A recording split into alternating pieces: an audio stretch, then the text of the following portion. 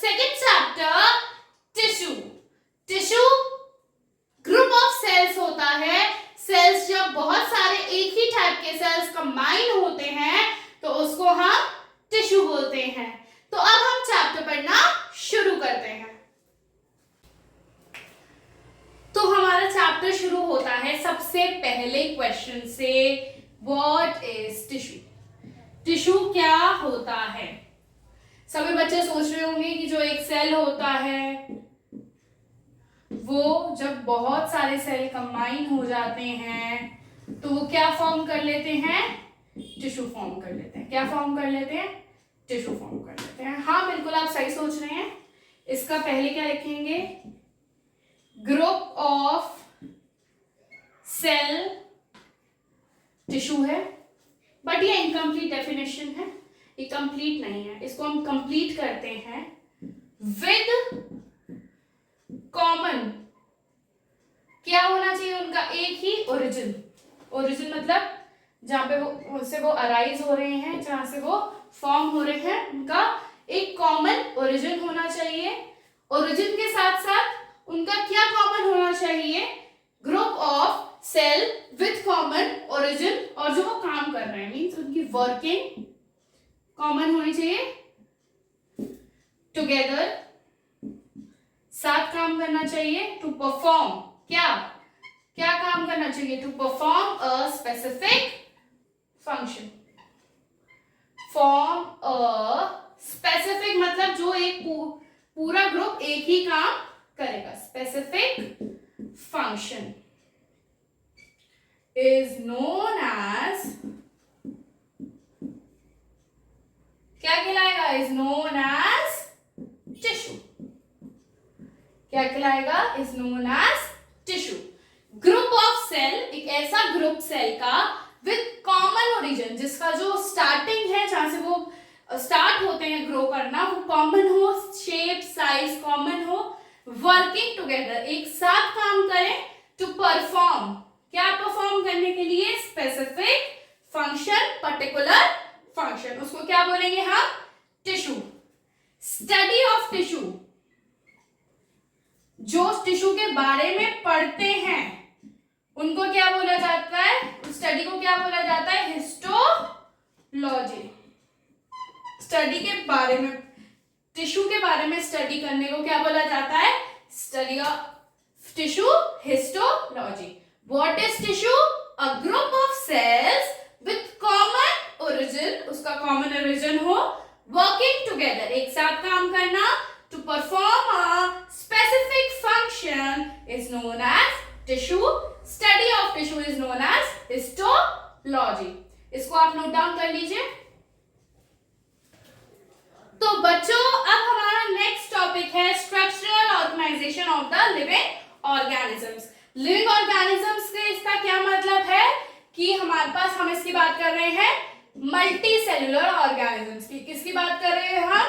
Multi cellular organisms की. उसी में स्ट्रक्चरल ऑर्गेनाइजेशन होगा, क्योंकि जो यूनिसेलुलर होगा उसमें केवल और केवल एक सिंगल सेल होगा, जैसे बैक्टीरिया, अमीबा एक्सेट्रा. सबसे पहले सेल होता है, वो टिश्यू फॉर्म करता है अपने cells. Group of cells is known as tissue. जब टिश्यू कंबाइन होते हैं तो ऑर्गन्स फॉर्म करते हैं. Example heart, lungs, kidneys.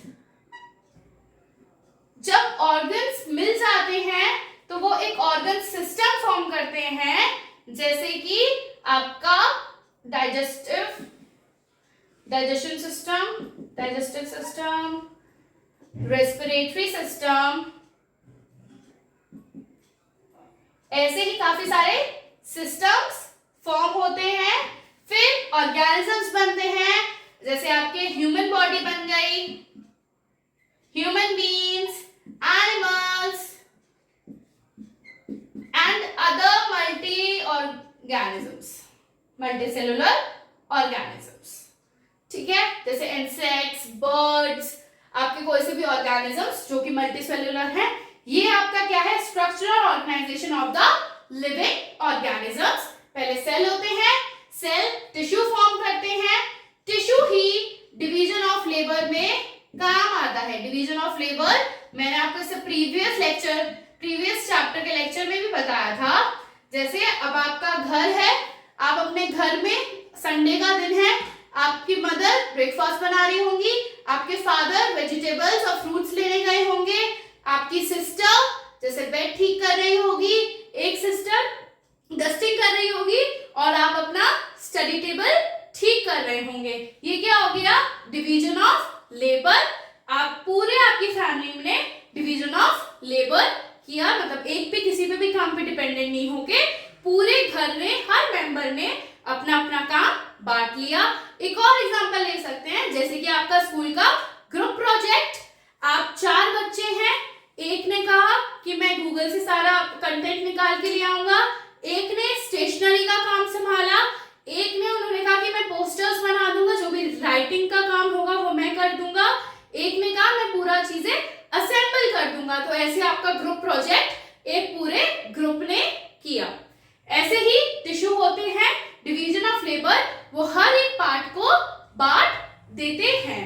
ये क्या है? आपका structural organisation of the living organisms, multicellular organisms. आप इसको नोट डाउन करिए, फिर हम नेक्स्ट टॉपिक पे चलते हैं। अब हमारे पास एक क्वेश्चन आता है, why plant and animals are made up of different types of tissues. कि वो डिफरेंट टाइप्स ऑफ टिश्यू से क्यों मिलकर बने होते हैं, प्लांट टिश्यू और एनिमल टिश्यू क्यों अलग अलग होते हैं। हमने पढ़ा है कि 2 टाइप्स के सेल होते हैं, plant cell and animal cell. Plant cell animal tissue, plant tissue बनाएंगे और एनिमल सेल एनिमल टिश्यू बनाएंगे, because they are different types of organisms. जो प्लांट होते हैं वो डिफरेंट टाइप के ऑर्गेनिजम्स होते हैं और जो एनिमल्स होते हैं वो डिफरेंट टाइप के ऑर्गेनिजम्स होते हैं। ऐसा क्यों? आपने कभी देखा है कि प्लांट एक जगह से दूसरी जगह जा रहे हैं, या आज हमारा इधर बैठने का मन है, आज आपका हम उधर जाएंगे, ऐसा नहीं होता। बट एनिमल्स जैसे आज यहाँ पर बैठे हैं, कल उधर बैठ जाएंगे। जो प्लांट्स होते हैं वो अपना खाना खुद बनाते हैं, ऑटोट्रॉफिक होते हैं। ऑटोट्रॉफिक मतलब क्या होता है? Who makes their own food. और एनिमल्स होते हैं वो हेटेरोट्रॉफिक होते हैं, वो डिपेंड करते हैं प्लांट्स पर अपने फूड के लिए। तो प्लांट्स आर ऑटोट्रॉफिक, जो प्लांट्स है वो क्या है? Autotrophic and fixed. Fixed means stationary है, एक जगह से दूसरी जगह नहीं जाएंगे। Whereas एनिमल्स आर हेटेरोट्रॉफिक, जो एनिमल्स हैं वो क्या होते हैं? हेटेरोट्रॉफिक, डिपेंड करते हैं अपने खाने के लिए किसी अदर पर्सन पे, and have to move in search of food, और खाना ढूंढने के चक्कर में उसे एक जगह से दूसरी जगह जाना ही पड़ता है। इसलिए जो प्लांट टिश्यू और एनिमल टिश्यू अलग अलग हैं, एक टाइप के नहीं हैं, क्योंकि वो डिफरेंट ऑर्गेनिजम्स हैं। आपको पता है कि प्लांट सेल में सेल वॉल होती है, एनिमल सेल में नहीं होती है। प्लांट सेल में क्लोरोप्लास्ट होता है, एनिमल सेल में क्लोरोप्लास्ट नहीं होता है। प्लांट सेल में बड़े बड़े वैक्यूल होते हैं, एनिमल सेल में बड़े बड़े वैक्यूल्स नहीं होते हैं। एनिमल सेल में लाइसोसोम्स प्रेजेंट होते हैं, प्लांट सेल में लाइसोसोम्स प्रेजेंट नहीं होते हैं। प्लांट सेल थोड़ा बड़ा साइज में होता है, एनिमल सेल छोटा होता है। तो जब प्लांट सेल और एनिमल सेल में इतना डिफरेंस है, तो प्लांट टिश्यू और एनिमल टिश्यू में भी डिफरेंस होगा। अब हम प्लांट टिश्यू और एनिमल टिश्यू को ब्रीफली पढ़ते हैं। तो बच्चों अब हम पढ़ने जा रहे हैं plant tissue. There are 2 types of plant tissue. एक होता है आपका मेरिस्टेमेटिक टिश्यू,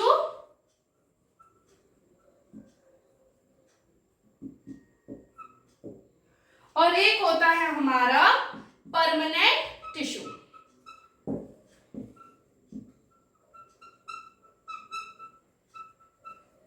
एक होता है हमारा मेरिस्टेमेटिक टिश्यू, एक होता है परमानेंट टिश्यू। मेरिस्टेमेटिक टिश्यू जो होते हैं वो हमेशा डिवाइड करते रहते हैं। जैसे हमारा ये एक सेल है, ये 2 बन जाएगा, फिर ये और 2 फर्दर डिवाइड करेगा, ये और फर्दर डिवाइड करेगा, ये भी अलग डिवाइड कर रहा, ये फिर अलग डिवाइड करेगा, ये फिर अलग डिवाइड करेगा, ये अलग डिवाइड करेगा। ये क्या होते हैं? ये डिवाइड करते रहते हैं रिपीटेडली। कैसे? रिपीटेडली डिवाइड करते रहते हैं। ऐसे करके ये अपना नंबर एक्सटेंड करते हैं और ये छोटे होते हैं साइज में। जो परमानेंट टिश्यू होता है उसके पास फिक्स्ड शेप, फिक्स्ड साइज और डिफरेंट डिफरेंट टाइप के टिश्यूज प्रेजेंट होते हैं, ठीक है। और ये थोड़े लार्ज इन साइज होते हैं, ये छोटे होते हैं साइज में और ये थोड़े लार्ज होते हैं। आपको समझ में आ गया कि जो मेरिस्टेमेटिक टिश्यू है वो डिवाइड कर देता है रेपिटेडली, और जो परमानेंट टिश्यू है वो एक जब मैच्योरिटी लेवल पे पहुंच जाता है तब वो डिवाइड करना बंद कर देता है। मेरिस्टेमेटिक ही परमानेंट टिश्यू फॉर्म करते हैं।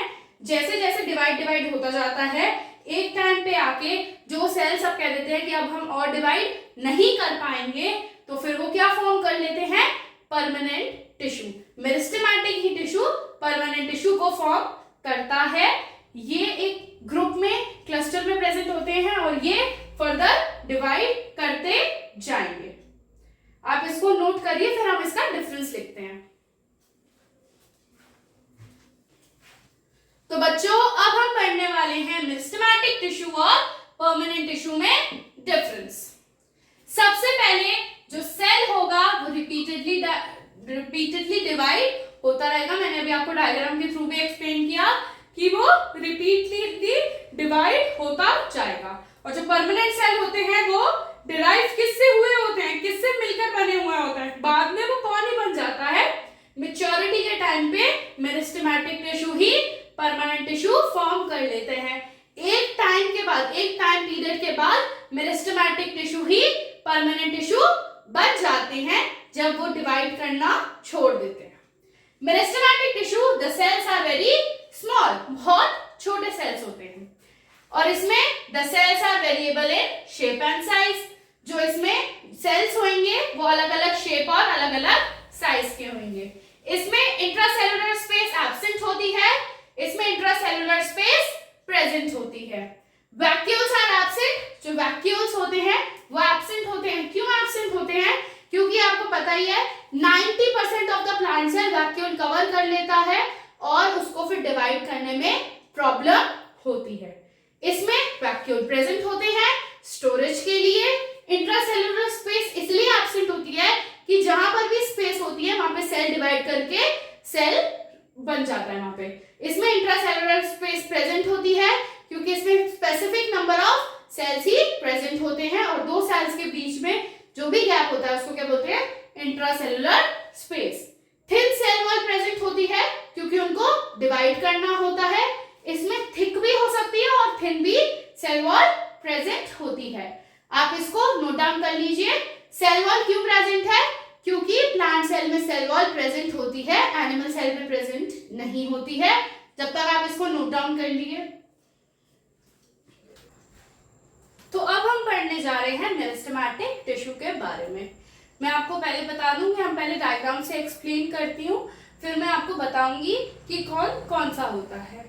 आपको मैं पहले बता दूं कि जो मेरिस्टेमेटिक टिश्यू होता है वो फर्दर 3 टाइप्स में डिवाइड होता है, एपिकल मेरिस्टेम टिश्यू और लैटरल मेरिस्टेम टिश्यू और आपका इंटरकैलरी मेरिस्टेम। 3 चीजों में डिवाइड होता है। अब सबसे पहले मैं आपको बता दूं, जैसे जो प्लांट का ऊपर का पार्ट होता है जिसमें आप एरियल पार्ट होता है उसको बोलते हैं हम शूट सिस्टम। क्या बोलते हैं हम, शूट सिस्टम। और जो नीचे का पार्ट होता है उसे बोलते हैं हम रूट सिस्टम। सबसे पहले होता है apical meristem tissue. Apical means apex, pointed, जैसे ये और ये, ऊपर का पॉइंट और नीचे का पॉइंट। ऊपर का पॉइंट क्या हो गया, ये, और नीचे का पॉइंट क्या हो गया हमारा, रूट। एपिकल टिश्यू जो ऊपर और नीचे increase the length of the plant upwards and the downwards. Apical means upwards and downwards increase the length of the shoot system and the root system. जो आपके एपेक्स होंगे मीन्स जो आपके and होंगे ऊपर और नीचे, means the tip of the plant and the root of the plant increases in the apical tissue by the help of the apical meristem tissue, and it is of two types, SAM and RAM. SAM stands for shoot apical meristem and RAM stands for root meristem, apical meristem. ये समझ में आ गया. अब second type होता है हमारा lateral meristem. Lateral means जैसे अब आपका चौड़ाई भी बढ़ती है पेड़ की, तो यहाँ पे जैसे आप ये जो तन्हा होता है इसमें देखेंगे सेक्शन से ऐसा प्रेजेंट होगा, और बीच में तो आपके बाकी सारी वेन्स वगैरह जा रही होती हैं, और जो साइड इसका कॉर्नर जो इसको मोटाई देता है, विड्थ देता है, थिकनेस देता है, वो आपका होता है, ये कौन सा टिश्यू होता है आपका एपिकल, और जो ये वाला टिश्यू होता है वो आपका होता है लैटरल. ठीक है, ये आपको क्या देता है, थिकनेस देता है. एपिकल टिश्यू आपको लंबा करता है और लैटरल टिश्यू आपको चौड़ा करता है. फिर आता है हमारा इंटरकैलरी. इंटरकैलरी कुछ प्लांट्स में प्रेजेंट होता है, कुछ में नहीं होता है. Plants like grass, sugar cane. जैसे अब बचपन में आपने पढ़ा होगा कि नोड और इंटरनोड. नोड्स होती हैं जहां से लीफ ग्रो करती है. जैसे ये शुगर केन है, शुगर केन में कहीं में भी यहाँ पे लीव्स नहीं ग्रो करती हैं, only from the node grow करती हैं. तो जो ये नोड है इसके बीच की स्पेस को क्या बोलते हैं, इंटरनोड. क्या बोलते हैं, इंटरनोड्स. इंटरनोड्स में जैसे ये जो नोड्स का थोड़ा सा ऊपर का एरिया है, यहाँ पर हमारा इंटरकैलरी मेरिस्टेम टिश्यू प्रेजेंट होता है. और ये क्या काम करता है, ये जो इंटरनोड की हाइट इंक्रीज करता है, हाइट को, किसकी हाइट को, इंटरनोड की लेंथ बढ़ाता है. किसकी, जो दो नोड्स के बीच में जो स्पेस होती है, इंटरनोड उसकी हाइट बढ़ाता है. कौन बढ़ाता है, कौन सा टिश्यू है ये, इंटरकैलरी मेरिस्टेमेटिक टिश्यू. एक होता है लैटरल टिश्यू, एक होता है हमारे पास एपिकल टिश्यू, एक होता है हमारे पास इंटरकैलरी टिश्यू.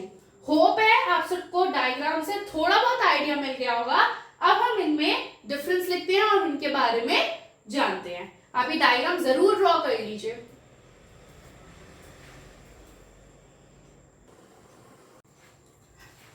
तो अब हम पढ़ने जा रहे हैं मेरिस्टेमेटिक टिश्यू का first type, apical meristematic tissue.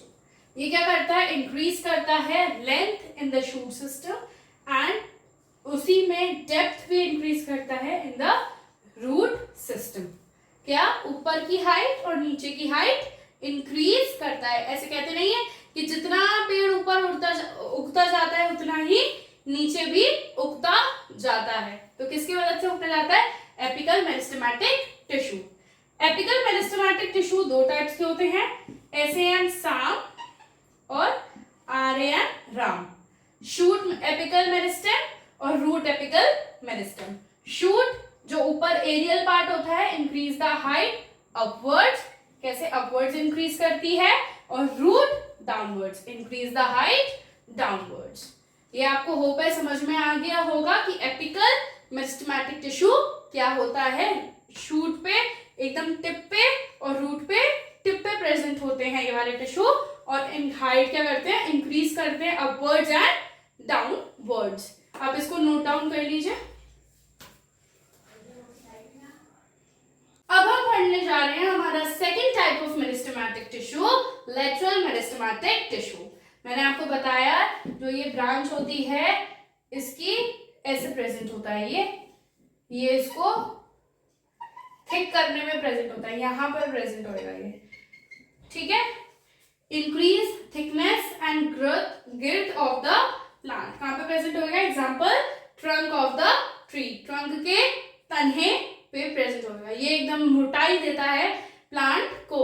एक टाइम के बाद आने में प्लांट ग्रो करना ऊपर नीचे इतना नहीं रहता है जितना वो चौड़े होते जाते हैं. जितने भी आप पुराने प्लांट्स देखेंगे, पुराने ट्रीज देखेंगे, उनकी जो ट्रंक होगी वो इतनी बड़ी बड़ी ट्रंक्स होती हैं. क्यों होती हैं, क्योंकि उनमें लैटरल मेरिस्टेमेटिक टिश्यू का काफी ज्यादा डिपोजिशन हो जाता है, काफी ज्यादा नंबर इंक्रीज हो जाता है, इसलिए इतनी तने उनकी प्रेजेंट होती है। कहाँ पे? ट्रंक ऑफ द ट्रीज का बेस्ट एग्जांपल है। Increase thickness of the stem, thickness बढ़ाता है किसकी? स्टेम की, शूट सिस्टम की थिकनेस बढ़ाता है। ये हमारा सेकंड हो गया लैटरल मेरिस्टेमेटिक टिश्यू, इसको नोट डाउन कर लीजिए आप। पास third type of meristematic tissue है इंटरकैलरी मेरिस्टेमेटिक टिश्यू। इंटर का मतलब क्या होता है? बिटवीन। क्या होता है? बिटवीन। क्या होता है?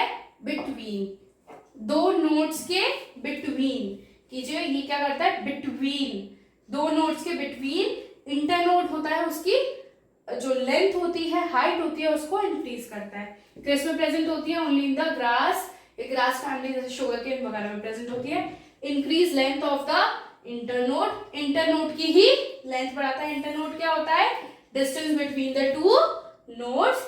इंक्रीज स्टेम हाइट, ये भी स्टेम की हाइट ही इंक्रीज करता है।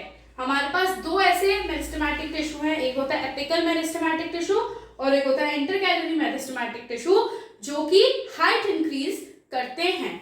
तो ये दोनों टिश्यू कैसे हो गए हमारे पास? Primary tissue.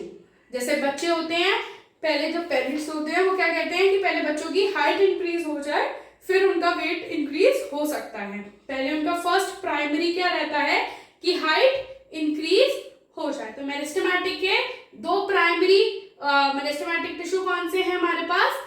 Apical meristematic tissue और इंटरकैलरी मेरिस्टेमेटिक टिश्यू। और सेकेंडरी टिश्यू कौन से हैं हमारे पास? Lateral meristematic tissue. Primary tissue कौन सा है हमारे पास? Which is primary present? Primary meristematic tissue कौन कौन से हैं? एक हो गया आपके पास एपिकल और एक क्या हो गया? इंटरकैलरी और सेकेंडरी कौन सा प्रेजेंट है हमारे पास? लैटरल। प्राइमरी कौन से हो गए? एपिकल और इंटरकैलरी। सेकेंडरी कौन सा हो गया? लैटरल। हमारे पास आज दो होमवर्क क्वेश्चन है। पहला क्वेश्चन है give one difference between plant cell and animal cell. कोई भी एक मेजर डिफरेंस आप प्लांट सेल और एनिमल सेल का कमेंट सेक्शन में जरूर बताएं। दूसरा हमारे पास क्वेश्चन है what is the structural organisation of the living organisms. क्या होती है structural organisation of the living organisms? इन दोनों क्वेश्चंस के आंसर आप प्लीज कमेंट सेक्शन में जरूर बताएं और अगर कोई भी डाउट हो तो आप कमेंट सेक्शन में मुझसे पूछ सकते हैं।